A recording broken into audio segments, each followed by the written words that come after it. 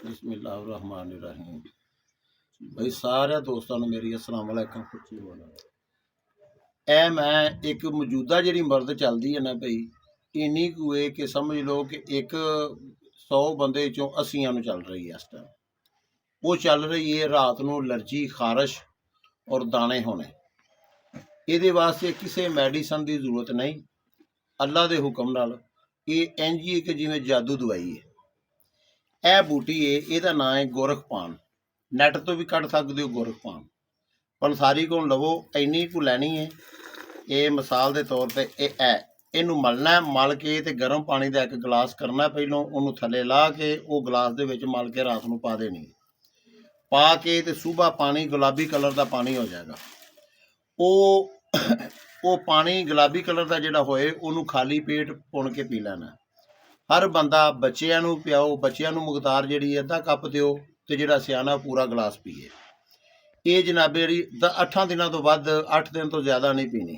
ये खून का जिन्नी हीट, जिन्ना टैंपरेचर है, सारा अल्लाह के हुक्म के नाल बिल्कुल साफ शिफा हो जाएगा। ये एक दिन पीन के नाल अगले दिन रात को इसका रिजल्ट वेख लेना। किसी दवाई की, किसी टीकिया की, किसी मलमां की कोई लोड़ नहीं। ये सारी एलर्जी बिल्कुल इंशाल्लाह ठीक हो जाएगी।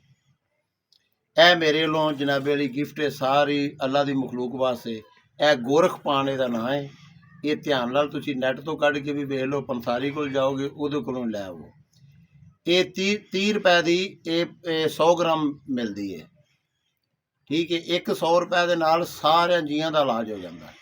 किसी टीके लवाने की लोड़ नहीं, कोई चरैते पीने की जरूरत नहीं। यह कल्ली इंशाल्लाह अल्लाह ने ये खूबियां रखियां ने।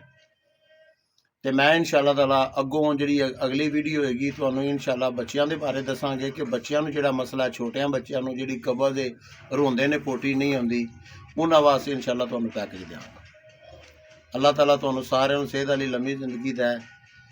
बाकी ये वे कि तुसीं दुआ करिया जे अल्लाह मैनूं होर इल्म दै, मैं होर तुहाडे नाल शेयर करां। अस्सलाम वालेकुम वरहमतुल्लाहि वबरकातुहू।